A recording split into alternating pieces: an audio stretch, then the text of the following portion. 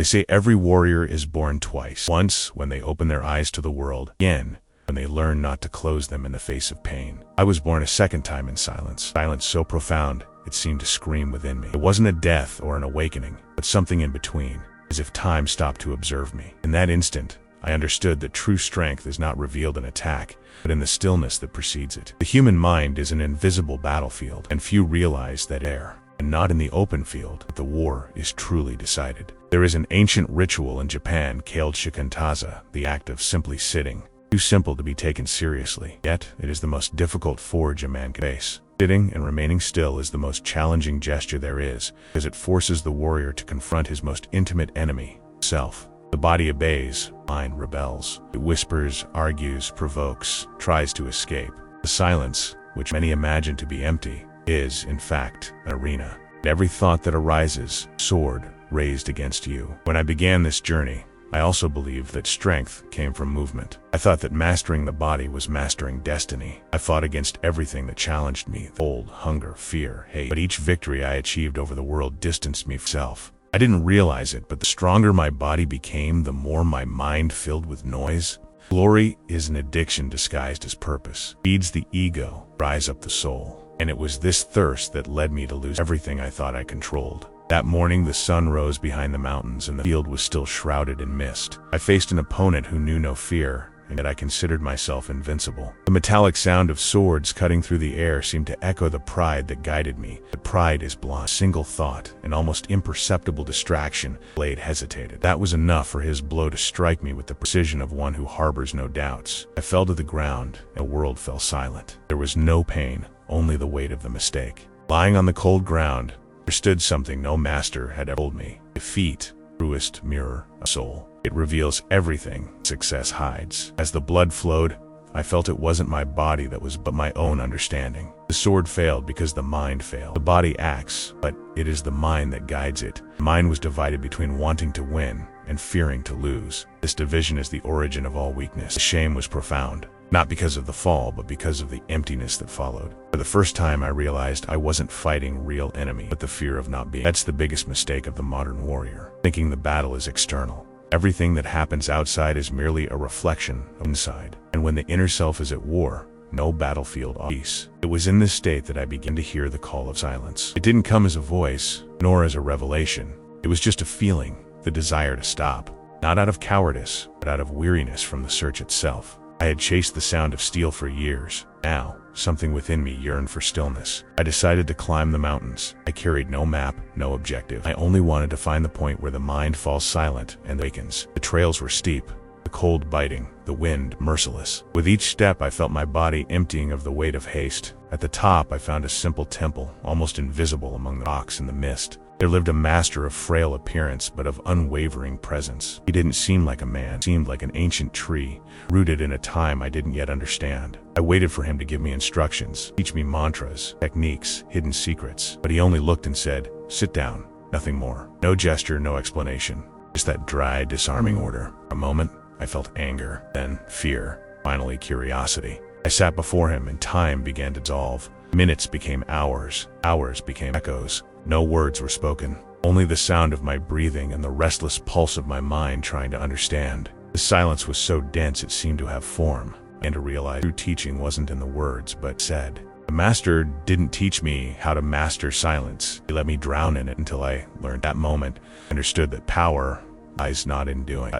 Remain he who can remain still, while chaos calls his name has already won half the battle. The sun began to set behind the mountains, tinging the temple with golden and red. The wind whispered among the stones, and the master remained there, motionless, as if he were part of the scenery. I, still restless, tried to understand what I should do. It was then that I realized there was nothing to feel, nothing to understand. There was only the act of being. Night fell, and with it, the first spark of understanding. I wasn't there to learn how to fight better. I was there to learn how to... don't fight. The war one was waging was against my own will, and will is the weight that prevents the mind from soaring. As the night chill descended, I looked at the master and understood that he expected nothing from me. No reaction, no victory, no effort, just presence. And in that instant, something inside me began to... I didn't know it yet, but the silence I feared would be the same one that would set me free. And it was there, on the edge between pride and surrender, that the warrior I believed myself to be, so that the true one could be born. The second day began. The mist still covered the mountains, and the temple seemed suspended in the master sat in the same place, motionless, as if he had never. The cold bit, but he didn't even shiver. I approached with slow steps, hoping for a word, some guidance. Nothing. Only the distant sound of a raven and the echo of the wind among the stones. I sat down again before him. Time began to drag on like a heavy shadow. My legs ached. My mind raced, and each second seemed longer than the last. It was then that I realized that silence has a weight that few can bear. At first I tried to control my thoughts, like someone trying to tame them. I mentally repeated mantras I had elsewhere, breathed deeply, counted, imagined lights, landscapes, memories. But the more I tried, the more noise arose. It was like trying to put out a fire with my bare hands. The master, impassive, simply observed. There was no reproach, no encouragement. Only that constant presence left me exposed to myself. His silence was a mirror. In it I saw everything I avoided, fear of failure. At one point I asked what I should do. He simply replied, nothing. Sit and look. The words were simple, but they struck hard. Look at what? There was nothing there but stone, wind, and absence. But perhaps that was what I needed to see, what exists when nothing distracts. We stayed like that for hours. Sometimes the sound of an insect broke the silence and it felt like thunder. My mind, deprived of movement, began to invent noises, memories, voices. It was as if everything inside me was screaming to get up, to do something, anything. And I wondered how many times in life we do the same. We flee from the void by filling it with movement, with urgency, with tasks, words. The fear of silence is the fear of listening to one. I thought about the people I knew outside the mountain. Warriors who never stopped. Merchants who rushed from one place to another. Men and women who couldn't stand a moment of quiet without picking up their cell phones, lighting a cigarette, or opening some kind of screen. They all believed they were living. Deep down, they were just avoiding encountering themselves. Life had become a constant noise so as not to hear what was inside. I realized that I too was one of those men. I lived fighting, buying unnecessary, collecting victories that didn't fulfill me. And now, facing nothingness, I realized I was afraid to stop because I didn't know what would happen if the world inside me fell silent. The hours stretched until my mind began to struggle on its own. I watched it race from one thought to another. Childhood memories, the faces of people gone by, broken promises, abandoned dreams. Everything arose and dissolved. Smoke. At a certain point I began to no reason. The sound of my laughter echoed through the empty temple, and the master finally looked at me with a gaze that mixed compassion and firmness. It was as if he were saying, now you begin to see. That night I couldn't sleep. Tired mind seemed to want revenge. I dreamed I was back on the battlefield. The sword weighed heavily in my hand, and the enemy was coming toward. This time, I saw my own. I woke up sweating, my heart racing. The master was awake, lighting a lamp. I asked what that dream meant. He replied, the mind shows you what you face when you are awake. I remained silent. He finished. You came seeking control, but control is merely an illusion of the ego. The mind doesn't need to be dominated. It needs to be observed until it tires of fighting alone. I thought about this for hours. Control was always what I sought. Control the body, time, destiny. But perhaps true strength lies not in control but in acceptance. Accepting chaos until it transforms into order. Accepting pain until it loses its power to wound. Accepting fear until it dissolves into courage. The following morning, the wind blew stronger. The master walked to the edge of the cliff and looked at the horizon. The warrior who fears silence fears himself. And he who fears himself will never. These words stuck with me. Freedom. Everyone taught, few understand it. I thought about how many times people believe they are free simply because they do what they want, without realizing that they remain prisoners of their own will. True freedom, I realized, lies not in doing what one desires, but in no longer being a slave to desire. The master sat down again. I imitated him. This time I didn't try to fight my mind. Let it speak, shout, and vent. Gradually, the thoughts began to lose their, like waves breaking on the sand and dissolving. They came and went without leaving a trace. In the midst of this emptiness, I felt something new.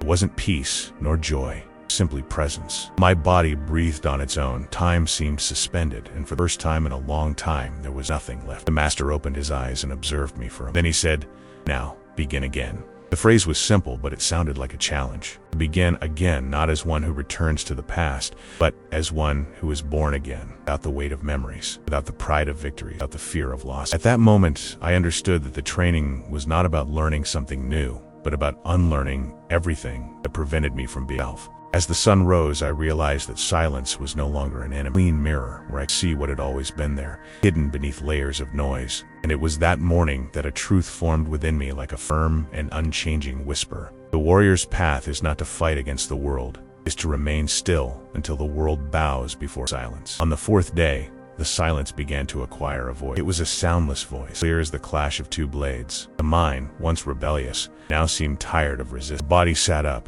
air came and went, and something within me began to open, not to the world, but to what the world concealed. The master still said nothing. His stillness was the lesson. I, sitting before him, felt each instant stretching the boundaries of my patience. Time dissolved like water through my... It was strange. The more still I remained, the more I felt the movement of the entire universe within me, as if everything were spinning, but I remained motionless at the center. It was in this state that my mind attempted its final attack. Thoughts surged violently, old memories, mistakes, familiar voices. It was as if the entire past wanted to drag me back. Regret is the ego's most fine trick. It pretends to be conscience, but it's just disguised attack. Each memory came with a bittersweet taste, and I realized how much the mind loves to feed on what's already gone. I tried to resist. I tried to deny. The more I fought, the denser the inner fog became, until, exhausted, and it was in that surrender that everything changed. The instant I stopped fighting, something dissolved. It wasn't victory, nor defeat. It was simply the absence of both. An empty space opened up, silent, yet alive. The mind ceased, and the body continued. I breathed, but there was no longer an I there to control the breathing. It was as if the air breathed. The master opened his eyes and said, "As long as you want to stop thinking, you're still thinking." The ritual begins when the wanting ends. How can something so simple carry so much power? Words fit me like a blade finds its precise cutting point. I realized that even my effort to calm myself was a form of attachment. I wanted to control even the silence itself. In silence, I discovered, is the only territory where control dies. It's a paradox. Only when we stop trying do things align themselves. But how can we relinquish control in a world that teaches us from a young age to dominate it? The master stood up, walked to the garden, and picked up a fallen leaf. "See," he said, "it doesn't fight to keep from falling. It simply follows the wind." I kept that image within me. It was too simple for the mind, but perfect for the soul. I thought about how we spend our whole lives trying to be the tree, firm, indestructible, without realizing that wisdom might lie in being the leaf. The tree resists, the leaf surrenders. Which one truly understands the wind? That night, the mountain chill was more intense, but I didn't shiver. Something inside me had quieted. For a moment, I felt a strange kind of freedom. There was nothing to seek, nothing to defend, nothing to prove. It was as if life finally breathed without the weight of demand. The absence of wanting was, paradoxically, the most complete sensation I had ever experienced. However, along with it came fear. Fear of never again feeling the impulse, the ambition, the desire that moved me. Who would I be without? The question kept echoing. Is the absence of will the same as giving up on life? Or is it the first time we've truly lived without interfering? My mind tried to react, but it was like a dull sword trying to cut the wind. For the first time, I realized that thinking is just a tool, useful, not essential. Silence doesn't kill thought. It merely puts it in its place. Thought is the servant. While I reflected, the master observed the moonlight reflected on the lake. He said without looking at me, "When the mind is silent, the body and the universe converse again." I remained silent. That was a revelation.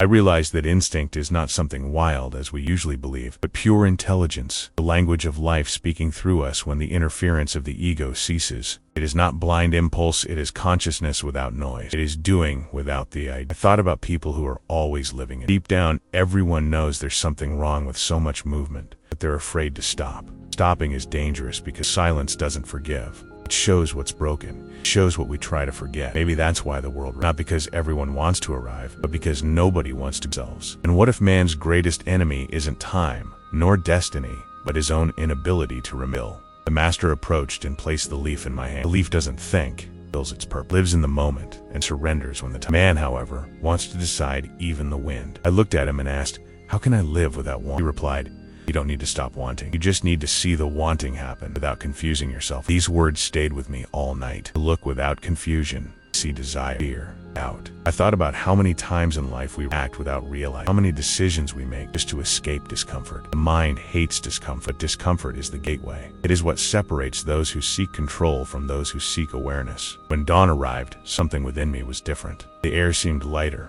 and the sound of the birds was clearer. The master didn't need to say anything. He knew I'd crossed an invisible boundary. The mind still existed, but now I could see it from the outside, as if observing a flowing river. I was no longer the river, bank. And perhaps that is true freedom, not escaping the current, but learning to observe it without drowning. At that moment, I understood that the path was not to conquer the noise, but to let the noise tire itself. The warrior does not seek peace by killing chaos, simply remains. Chaos dissolves before. My mind attempted one last whisper, but this time, the silence returned, deep, alive, present. and for the first time I felt that the ritual had begun. The fifth day dawned with a different kind of silence. The air felt heavier, as if the temple itself breathed along with me. The master approached and for the first time handed me a sword. The blade reflected the morning sun like a mirror of liquid light. I held it respectfully, feeling the cold metal against my skin. He looked at me and said only 2 words. "Now, attack." I stood motionless, waiting for a signal, but he didn't move. I felt the weight of the moment, as if the entire universe awaited my reaction. My mind filled with questions, and the fear of failure burned within me again. Then he finished. "Don't think. Just act." It was as if something invisible broke. The sword moved on its own, cutting through the air in a precise arc. The sound of the steel was clean, without hesitation. I hadn't decided on the strike, it simply happened. The master dodged lightly and smiled. I repeated the movement and another and another. Each one arose before the mind could aim it. The body had become an instrument of the instant. I realized that true mastery lies not in predicting movement, but in letting movement find you. When action is born from silence, it becomes inevitable. During that training session, something inside me awoke. It wasn't physical strength nor technique. It was a new clarity, feeling of being completely present in the moment. No doubt, no effort, just presence. The master watched me in silence. "Stopped," he said. "Willpower belongs, instinct belongs to gods." His words echoed. I understood that motivation is a weak fuel. It depends on mood, environment, circumstances. Instinct, on the other hand, permanent. It doesn't need to be reminded. It simply is. Later, while cleaning my sword, I asked the master where the instinct came. He answered with a story that seemed improbable, but which I never forgot. He recounted that, centuries ago, a group of monks retreated to a mountain called Daisen in northern Japan. They lived in isolation, without weapons, relying only on mental training. When a band of warriors attacked them, they did not react. They remained seated, motionless. The invaders, confused, hesitated. It is said that the wind blew so strongly at that moment that it tore the enemy's flags and made them retreat. No blows were struck. Victory was born from what did not move. "You understand now?" the master said. Instinct isn't about acting without thinking. It's about acting when thinking is no longer necessary. That struck me deeply. I always believed that action came from effort, intention, physical training. But I realized there's a deeper layer, a point where action becomes natural, inevitable, pure, like the flapping of a bird's wings, blossoming of a flower. Nature doesn't need to plan the moment. It simply happens. And man, when he awakens, returns to that state. That day, I realized something curious about my body. When we are too conscious, it becomes heavy. When we let go of control, it flows. Effort is the tension that prevents the perfect gesture. And that is the irony of the path. The more we try to master something, the further we get from true mastery. The master watched me as I repeated the movement. I noticed that he didn't correct me. Sometimes I made mistakes, smiled. Other times, I got it right, and he remained impassive. I learned that error doesn't exist for those who are awake. There's only perception. As evening fell, the master asked me to close my eyes, and I did as he said. For a moment, everything was sound. Wind in the trees, the rustling of the leaves, the breathing of the temple. And then he whispered, "Fight." I felt the air move, and, instinctively, I raised my sword. The blade met his in an instantaneous reflex. I saw nothing, but I knew where the blow would be. But my body moved with absolute precision, as if time had slowed down. When I opened my eyes, the master had already retreated. "What did you feel?" I replied, "Nothing." He nodded. "Exactly. When you don't feel, there is no interference. And when there is no interference, the movement is perfect." That lesson made me think about everyday life outside the mountains. How many times in life do we are not for lack of ability, but for overthinking? How many opportunities do we miss trying to calculate the mind seeks security, but security is the prison of flow. Instinct, on the other hand, is pure confidence. It doesn't predict the next step, it is the next step. When I understood this, I realized that every great artist, warrior, or creator lives at the same point, the point where doing replaces thinking. The master then told me a curious fact. He said that for centuries, Japanese archers trained not to hit the target, but to forget that the target existed. The ideal was not to aim, but to disappear. The perfect shot was one in which the archer and the arrow became one. And only then did the hit become inevitable. "Do you want to know when you will be invincible?" he asked. "When there is no one left inside you trying to win." Night fell, and the temple was enveloped in dense darkness. I sat beside the master, and the distant sound of a bell echoed among the mountains. He looked at the sky and said, "Instinct is the reflection of inner harmony. When you align yourself internally, the world outside bends." These words seemed too grand, but I felt they were true.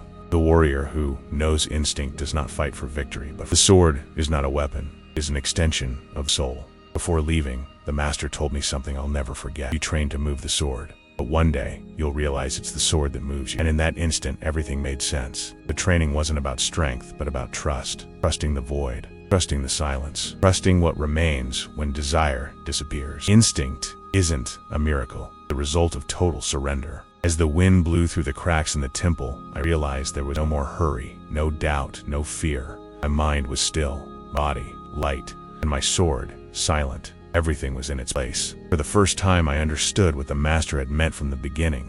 True victory is not about dominating the enemy, but about disappearing until only action remains. The next morning, the sounds of the temple seemed different. The wind beat against the prayer flags with usual force, and the smell of the earth was denser, as if announcing something about it. The master was silent, observing the horizon. There was something in his gaze I hadn't yet seen, a mixture of serenity, alertness. I felt that this day would not be like any other. The air carried a tension that didn't come from fear, but from expectation. When the whole world seems to hold its breath, something is about. As I sharpened my sword, a strange sensation ran through my body. It was a kind of premonition. The instinct that had previously arisen from silence now vibrated as if trying to warn me of impending danger. The master approached and said calmly, "Today, the training will end on its own." I didn't understand. He stepped away and began to gather some stones from the garden, lining them up in rows. It seemed like a common gesture, but his movements were precise, almost ceremonial. It was then that I heard the first cry coming from the valley. There were many of them, armed men climbing the mountain, the metallic sound of blades echoing like thunder. The temple had no guards, no walls, only the wind and silence as defense. In a few minutes they emerged from among the trees, thieves, warriors without a cause, eyes hungry for plunder. The master did not move. I instinctively stood up, but he raised his hand asking for calm. Do not fight in anger. Anger is the slowest form of blindness. His words sounded like a reminder of everything I had learned. Still, my blood began to pump. The invaders surrounded the temple. One of them advanced, wielding a heavy sword. I could see something I recognized in his eyes, the same pride that had once caused my downfall. The first blow came swiftly, and without thinking, my body responded. The blade met the enemy's steel with absolute precision. Everything happened in silence, as if time had been cut along with the air. The enemy fell, and another followed. My body moved on its own, as if it were part of something greater. I was no longer fighting. It simply happened. For the next few minutes, everything was in. Every step, every dodge, every breath seemed synchronized with something invisible. I wasn't thinking about winning, or even surviving. There was only presence.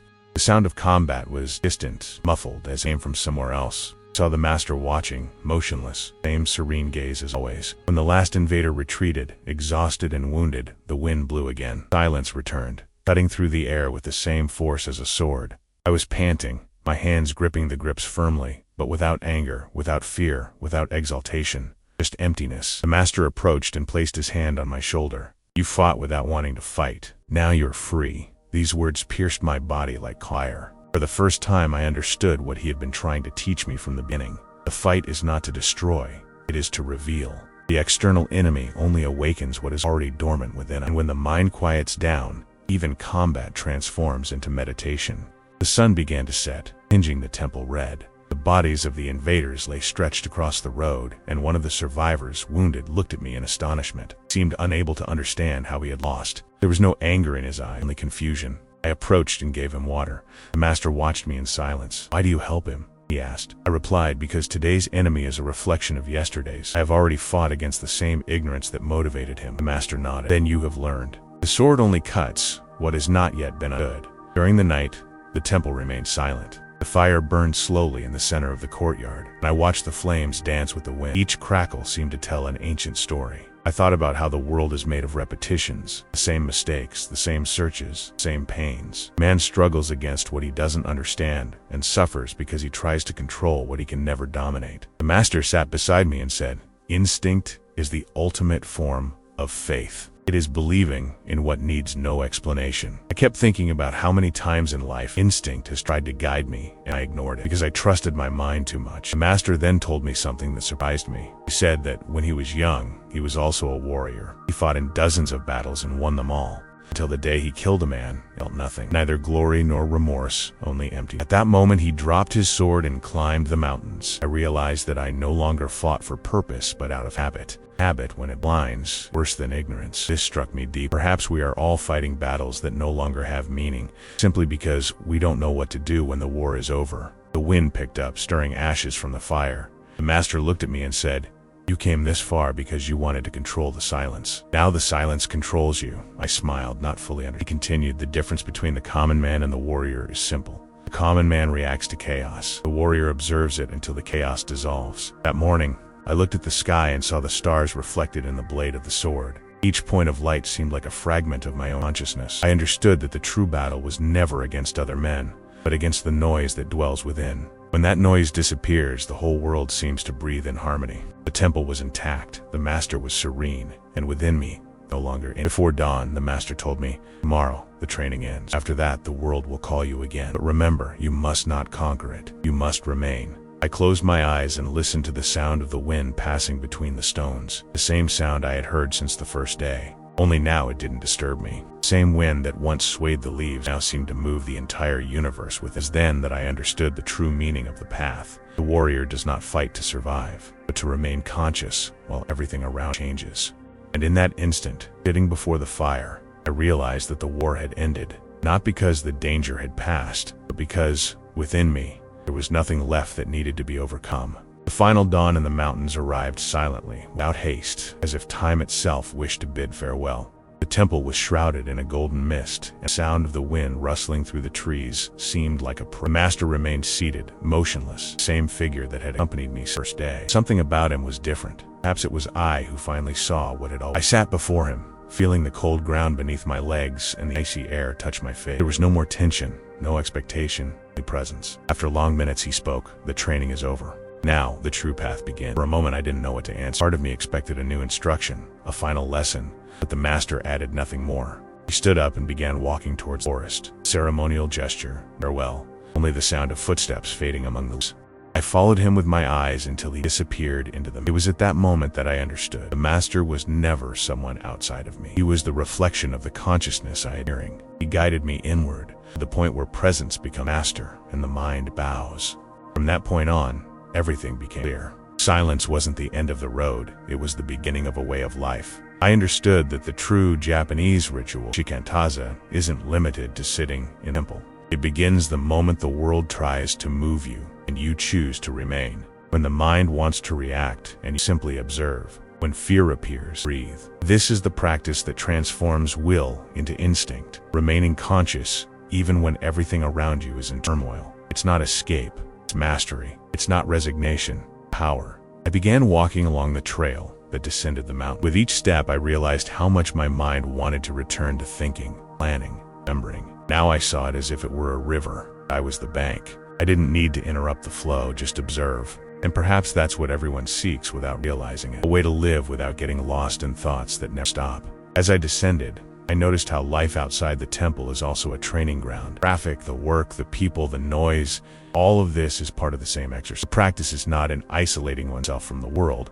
but in remaining present within it. I thought about how often people confuse discipline with rigidity. True discipline is gentle. It's not punishment, it's clarity. It's the ability to choose what matters even when the world tries to distract you. Many believe they need motivation, but motivation is unstable. It changes according to mood, time, and weather. Instinct, on the other hand, is constant. It is born from conscious repetition, from silent surrender, from the decision to act even without the will. When something is done so many times that it ceases to be effort, it becomes identity. And identity is the point where being and doing become one. As I walked, I realized how imprisoned most people are by haste. They rush to meet goals, achieve results, prove their worth. Haste is a disguise for fear. The fear of falling behind, not being enough. And it is in this fear that the present moment is the only place where life truly happens. The master used to say, "He who seeks tomorrow loses the power of today." And I understood what he meant. When you surrender to the present moment,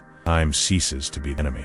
Everything that needs to be done reveals itself naturally. No effort is wasted, because every action is born from inner harmony. I stopped in the middle of the trail and looked down at the valley below. The sun was beginning to pierce through the clouds, illuminating the path. Thought about all the people who live trying to find meaning outside themselves in titles, achievements, relationships, possessions. And I realized how simple yet rare it is to find inner peace. You don't need to abandon the world to find silence. You just need to not let it dominate. When the mind ceases to be an enemy, it becomes an ally. The body follows, the heart understands, instinct guides. This is the state that the ancients called mushin, the mind without mind, where doing happens by itself, effortlessly, without hesitation. I began to remember each lesson. The moment I fought against the emptiness, the time I failed because of pride, the master's words about acting unintentionally. Each memory now had a different weight. Before, I saw them as tests. Now, I saw them as mirrors. Everything I lived through was path shaping me, not so that I would become invincible, but so that I would learn not to resist. The warrior who conquers the world is strong. The one who conquers himself is free. And this freedom has no sound, no color, no form. It is the tranquility that comes when there is nothing left to prove. The road ended in a plain covered in yellow. The wind blew, and the petals began to dance, forming a whirlwind around me. I closed my eyes and let the sound of the wind envelop. I felt something inside me dissolve, the need to understand, the urgency to arrive, the weight of the past. Everything faded away until only being remained. And I realized that this was what the master had been trying to show from the beginning. The sword is not for attacking. Silence is not for fleeing. Discipline is not for repression. All of this is a path, a means of refining what is most essential presence. When I opened my eyes, the sun was high. I could hear the distant sound of birds and the murmur of a river. Life went on, and I went on with it, but in a new way, light, awake, without fear. The world remained the same, but something within me had changed forever. I no longer needed to control the fire. It was enough to be the wind that fueled it. Now, if you've listened to me this far, take this with you. Don't wait for the silence of the mountains to be. It's in the middle of your day, in the instant between one thought and another. In the moment you choose not to react, but to observe. That is your mountain. It is there that the warrior awakens. If this video spoke to you, leave a comment, even if it's silent, even if it's just a simple point. Like, subscribe, and share. Not on impulse, but consciously. Because true transformation doesn't begin when you listen. It begins when you stay.